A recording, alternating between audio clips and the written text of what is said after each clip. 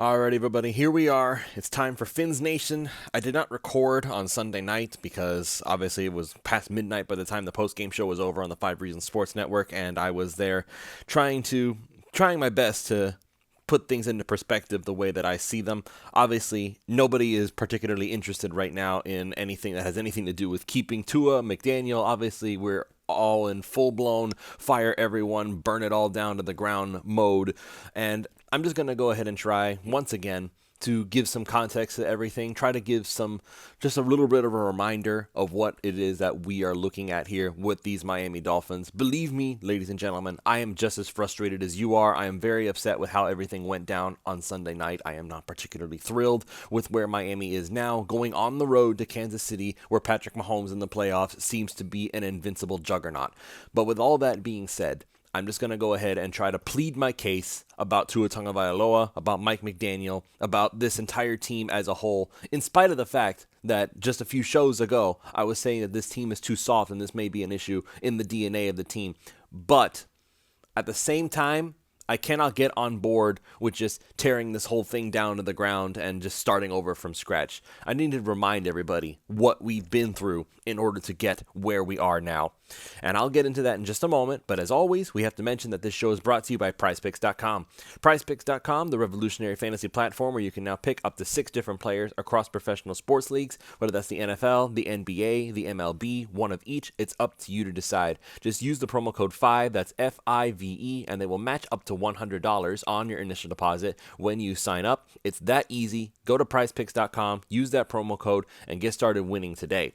And of course, this show is also affiliate sponsored by My Nintendo Store. Make sure you use the links in the description below to be able to get your hands on these awesome games, Super Mario Bros. RPG, Super Mario Bros. Wonder, both awesome games that gamers and critics alike have been raving about for the past several weeks now, several months in fact. So just make sure you go ahead and check that out. Awesome way to relive your childhood if you're looking to play Super Mario Bros. RPG again. If you're somebody who just wants a new 2D Mario, Super Mario Bros. Wonder is there for you. Use the links in the description below when you make your order, and you'll be receiving bonus items upon making your purchase. My Nintendo Store, your quickest and easiest way to the world of Nintendo.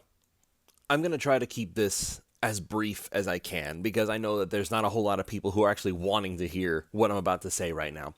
But I feel like it's worth saying, it's relevant, it's something that we have to remember and keep in perspective whenever we look at this Miami Dolphins team. A lot of people are acting like there has been absolutely no progress with this team whatsoever, that Miami is still going to be doomed to be in purgatory for the next Lord knows how many years. I can't get on board with that. And the reason that I can't is because you have to remember where Miami was before we got to where we are now. Before we got to here, Miami was perennially having losing seasons, barely eking out 8-8 seasons with Ryan Tannehill and whoever else happened to be the head coach at the time. Then Brian Flores shows up, and it looks like that we have something going. Yeah, winning seasons were happening, but it was always by the skin of their teeth. It was always just with living or dying with Ryan Fitzpatrick as the quarterback, which a lot of people, I still remember him fondly, watching him at least, because even if he wasn't always going to win the game, he was never boring. I at least was entertained watching Ryan Fitzpatrick. I didn't think he was going to win very often, but I was entertained, and I could kind of get by that knowing that this was going to be part of a grander thing. The tank for Tua stuff started. We wanted Tua Tagovailoa so badly. We wanted him more than anything in the world. We wanted him more than Justin Herbert. We wanted him more than any of the other guys that were available. And Miami got him. And everybody was so happy. He was going to be the savior of the franchise with his ability to do what he did in college and bring it to the NFL. And then things didn't go the way they wanted it to. They were starting to see that, maybe Tua's not that special because everybody wants to forget immediately what Brian Flores put Tua through. We're just basically ignoring the fact that Tua did not have the offense built for him. Tua did not have the confidence of his head coach. Tua did not have any support outside of maybe a few players that liked him. And then as soon as Mike McDaniel shows up, because they fired Brian Flores, and a lot of people were looking at it as like, why would they fire the winning head coach that they've had since the Jimmy Johnson and et cetera, whatever. Brian Flores got fired, Mike McDaniel comes in, and almost instantly you see a change in how the offense works. You see a change in the ability for Tua in doing what he does. They traded for Tyreek Hill. They added more for Jalen Waddle. They got Raheem Mostert, who basically was raised in the San Francisco 49ers running scheme with Mike McDaniel at the helm. And suddenly the offense looks a lot stronger. Throughout the season, even as Tua is dealing with his concussions and whatever, you can see the glimpses of what the offense could potentially be. And then Tua comes back, he goes on a tear, gets hurt again, and even with all that factored in, Miami still makes it to the playoffs and almost beats the Buffalo Bills in Buffalo with Skylar Thompson at quarterback. We all remember that. And then last night, Miami just puts a big fat bow on everything that we've seen so far this season. When Miami faces a lesser opponent, 9 times out of 10, almost literally 9 times out of 10, because Tennessee, the Miami Dolphins absolutely clobber their opponents. They just embarrass them. Wherever, whether it's on the road, at home, doesn't matter. They just tear them to shreds. And then when they face opponents that are on their level, Miami seems to shrink in the big moments. Something goes wrong. Something happens that messes it all up. What is that something? I really don't know. I don't know how to define it. I don't know how to describe it. But either they panic and they start making bad decisions. Mike McDaniel starts getting into his own head and starts falling back on old habits that he seems to have not yet outgrown. He was committed more to the run game this year. And to be fair, ladies and gentlemen, I feel like he's, for the most part anyway, kept through on that promise. Because Raheem Mostert is a 1,000-yard rusher. Raheem Mostert now holds the franchise record for rushing touchdowns and just touchdowns in general for the entire team. And that's something that you don't get if you're not more committed to the run game. They committed to Raheem Mostert, and then he gets hurt. And then you understand what this offense is based on. This is something that I've actually alluded to, and in fact I have lamented in the past, is that this offense is predicated on players being exactly where they need to be based on what the offense dictates, what the route dictates, and Tua is going to get the ball out there quickly and get it to them because he knows that if this guy is doing his job correctly, he will be there and the ball will get there. Does that mean that Tua is perfect? Of course not. We obviously saw that last night. We've seen it all throughout the season. Tua is not perfect. He will throw passes that are a little high, a little low, and it will look like, wait, where was the ball supposed to be going on this particular play? We will look at that. And we will see that there have been issues with Tua throwing with a little too much anticipation. That he doesn't throw to people, he throws to spots. Mind you, that's exactly what we were frustrated with Ryan Tannehill, is that he would throw to people and not to spots because he doesn't throw with any anticipation. Now we have Tua who throws with anticipation, and we're upset that he doesn't throw to people. Here's the reality of where we are right now as Miami Dolphins fans. Because we're looking at all these other players, and we're looking at what they do on the regular basis. We look at Josh Allen. We look at Patrick Mahomes. We look at Lamar Jackson. Josh Allen, ladies and gentlemen, do you know Omar Kelly of All Dolphins podcast? He's also there affiliated with 5 Reasons now. He pointed out that Josh Allen, he accounted for all but 40 yards of the entire Buffalo Bills offense on Sunday night. All but 40 yards. That was all Josh Allen. Josh Allen ran with the ball. Josh Allen threw the ball. Josh Allen scrambled around to find people and miraculously get the ball to them. If you really think about it, just think about this for 1 second. Because I'm not going to take away the blame that the offense got, because they do deserve a lot of the blame. But let's be real about something right now. The way that the defense played was, honestly, with everything that went on, it was phenomenal. But 2 crucial mistakes. 2 crucial mistakes. And these are things that should have never happened. The ball was batted down. Or I should say batted up. And Eli Apple saw the ball go up and just let it fall into Trent Sherfield's hands. Which, by the way, Trent Sherfield just kind of leaned forward with his toes and managed to catch it for a touchdown that should have never happened. And then that last touchdown, the only touchdown that Josh Allen and the Buffalo Bills legitimately got, was the very last one they got all game long. That touchdown to Trent Sherfield should have never happened. That punt return touchdown should have never happened, if we're being real. And now you have Miami's offense that is missing Jalen Waddle, which is their number 2 target. And if we're being real about this, it's probably the only other target besides Tyreek Hill that Tua trusts. If you want to discredit Tua for not trusting his receivers, fine. I'll give you that.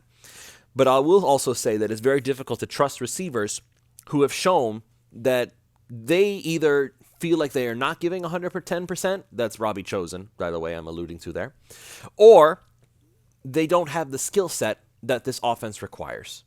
Cedric Wilson has made a few big plays for Miami, and the rare cases that he does get some separation, Tua usually finds him.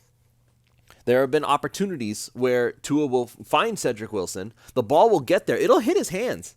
Like, it'll be there. It'll be right where he needs it to be. But there's a defender that makes a big play, and somehow that gets blamed on Tua because he should have thrown to somewhere else. That last interception that the Dolphins got to end the game last night, you have Tyreek Hill out because he's hobbling off to the sideline. His ankle is hurting again. You obviously don't have Jalen Waddle. And so these are the weapons that Tua has to throw to right now. You have Durham Smythe, who's going to be running out to the flat. You have Braxton Berrios cutting over the middle. You have Chase Claypool, who's running the out route, which is the one that he ultimately ended up running. And then you have Cedric Wilson. You look at that play again. Everybody was pretty much covered. And even if you threw it over the middle underneath, what does that get you? 5 yards? You have a minute left. You have no timeouts. You have to hurry. There's not a whole lot of time to screw around. Like, if you're saying Tua should just thrown the ball away because he didn't like what he saw, okay, that's fine. You can say that Tua needs to learn when to give up on a football play and just try again, live to see another day. That's something that can be improved. That's not something that is going to have to be. That's not something that can't be fixed. That's something he can learn. It's like, listen, hey, if you don't see something and you don't like what you see, just get rid of it. That's fine. You can live to see another day. That's a discussion for another day. And that's something that can be fixed with Tua. But to act like Tua should have just known that he needs to find a different target, that he should have been able to run around in the pocket and wait for an opportunity to get it to somebody else. Tua is not the guy that you want him to be then. What you want is specifically Josh Allen, Patrick Mahomes, or Lamar Jackson. You want somebody who can run pretty much just as well as they can throw. Josh Allen and Patrick Mahomes and Lamar Jackson are the only three quarterbacks in this entire league that can quite literally, because this is the definition that people have been giving me, put the team on their back and will them to victory. And you know how they do that? By basically saying, I'm not going to give you the ball. I'm just going to keep it myself, and I'm going to run for 15 yards. That third and long that Josh Allen ran for near the end of the game, as soon as I saw him take off with it, I knew he was going to get it because who was going to stop him? For real. That's one aspect of his game that if he wants to do it, he can do it whenever he feels like. And you can't stop him. It's very frustrating to know that he's going to be able to do that to you on a regular basis. And there's nothing you can do about it. There really isn't. So if you're going to say that, well, Tua needs to be that guy, then yeah, you're right. You shouldn't extend him. You should let him be a free agent. You should go looking again. Try to find the generational talent that there have only been 3 guys like in the last 20 years who can do the things that these 3 guys can do. I'm sorry. I can't get into that. I can't buy that because, once again, you really think the Dolphins are in purgatory now? You get rid of Tua and you try to look for another quarterback, again, somebody who is a dual threat quarterback who can run and will run at the drop of a hat and will also be able to throw the football as well as these 3 guys. You're going to be looking for a very long time. I am 30 years old. I am nowhere near as old as most Dolphins fans out there. I did not live to see the prime Dan Marino years. And for that, honestly, there's part of me that has some regret because I wish I could have seen that. But to act like just that Tua Tagovailoa is suddenly just insufficient, that he is not the guy that Miami needs to lead them to the promised land. This is a quarterback, as a reminder, that last season, this is before this season, led the NFL in several quarterback categories. Some might, depending on which ones you look at, all of them. That were really important. And that's even with the fact that he missed as many games as he did with those concussions. And then this year, Tua comes in, and he leads the NFL again. He's been voted to the Pro Bowl, the first Pro Bowl Miami Dolphins quarterback since Dan Marino himself. He has done things that nobody on this team has been able to do in the past 20 years. Even Ryan Tannehill did not do this much when he was here. Chad Pennington did not do this much in the brief time that he was here.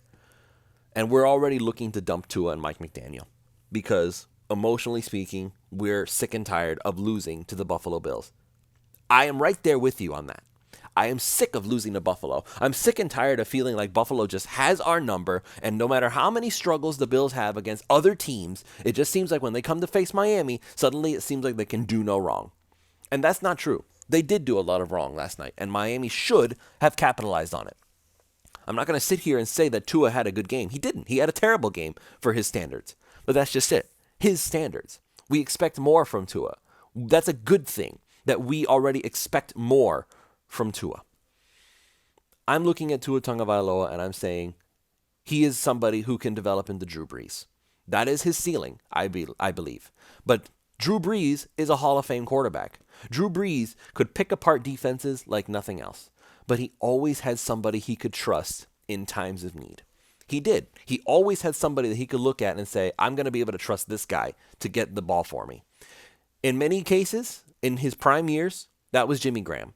Jimmy Graham was a 6'5" dude who could go up and get it at the drop of a hat, and he could do amazing things making catches for Drew Brees. It helped a lot. And in those instances where Drew Brees did not have somebody he could count on, obviously he's not going to look quite as good. As a reminder for everybody once again, Drew Brees did not become the Hall of Fame guy that we have known and watched for so many years until year 6. It took him 6 years to become the Drew Brees that we remember. Tua is now officially in year 4 of his career so far. I would be one of the ones who argues that Tua is technically only in year 2. And you know why I say that? And I think a lot of people know where this is going. It's because, once again, Brian Flores did a lot to mess with this kid, to sabotage his career. He was the kind of guy who he wanted to please, and it just seemed like nothing he did mattered. Brian Flores wanted Deshaun Watson. Aren't we glad that we didn't do that? We were saying like, oh my God, it's a good thing that we stuck with Tua and we didn't go get Deshaun Watson. What a horrible, miserable move that would have been. That would have kept the Dolphins in purgatory for so many years, because now there's nothing we would have been able to do. Tua is leaps and bounds above what Deshaun Watson can do right now. And mind you, that wasn't always the case. There were a lot of people looking at Deshaun Watson, remembering him from what he did with the Houston Texans and saying, oh, if we get this guy, we'll get the same guy that we got when he was in Houston. Cleveland is not having that right now. Cleveland is going into the playoffs with Joe Flacco as their quarterback. Mind you, I don't know what steroids Flacco is taking. Obviously, I'm being facetious with that. But for him to have the career revival that he's having is phenomenal. Good for him, honestly. I'm not going to sit here and say that Tua is not the answer for Miami. I just can't do it. I feel like he can be the answer. I really do. But understand that this offense, for better or worse, is based on finesse. It's based on players being where they need to be. It's based on players making sure that they're not making mistakes, they're not making crucial errors. There's a tweet going around that shows that Chase Claypool ran an absolutely miserable route.